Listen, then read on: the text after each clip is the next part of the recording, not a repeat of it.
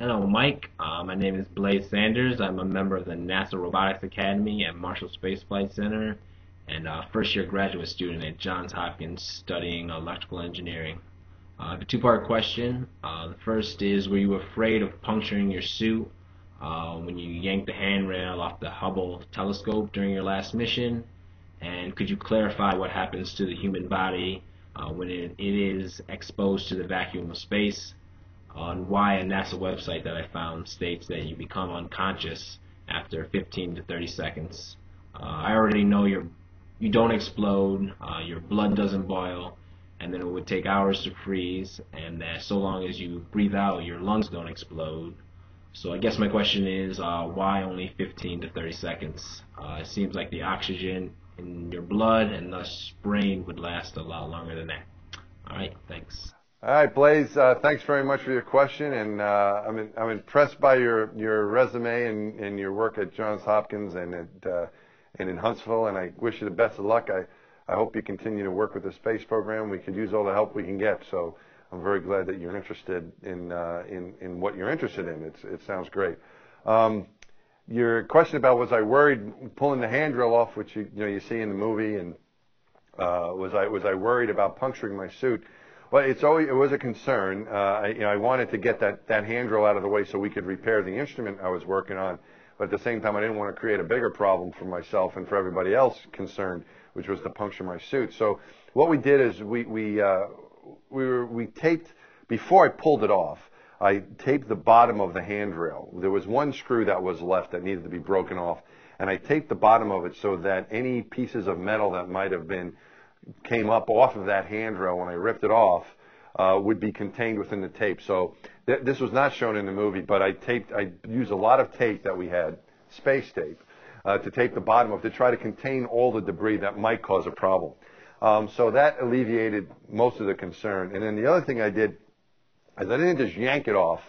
What I did is I kind of yielded it. I gave it a couple tugs. And you see this in the movie. I didn't just give it one big one. I gave it a few to start yielding the bolt, and then so it would break off as cleanly as possible, because I was concerned about throwing debris up into me or my buddy, but also I didn't want any debris getting into the telescope. So I really felt that it was very safe what I was doing, but I wanted to make sure we limited the amount of debris as really not to contaminate the telescope more than I was worried for my own safety. And then the puncture of the suit is a real problem. If it happens, and we do inspections, what we found particularly vulnerable is our gloves. So we do inspections of our gloves every so often during a spacewalk to make sure we don't have any rips or tears.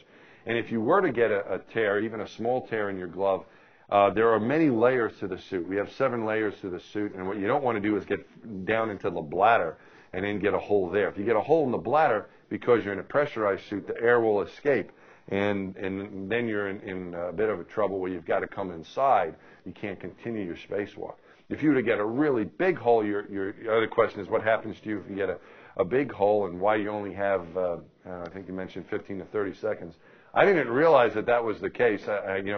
We generally train on what we're able to control. If you get a big enough leak, we have a secondary oxygen pack, and if you get a fairly good leak, we should have at least 30 minutes with the secondary oxygen pack supplying backup. But if you had a total blowout and you were out of oxygen, I guess they're expecting only 15 to 30 seconds of lifetime left in that situation. And that's after you've gotten rid of all the oxygen in your tanks and then all the oxygen in your secondary oxygen pack. So, yeah, actually, I think what they're saying by 15 to 30 seconds, it's after you're totally out of all of your oxygen. And I'm not sure how they figured that out, but as an astronaut, what you're concerned about is preventing that situation. And if it does happen, we practice getting into the airlock and hooked up to life support as soon as possible. So anyway, I'm not exactly sure why it's only to 15 to 30, but once you discover a problem, you want to get in as soon as you can.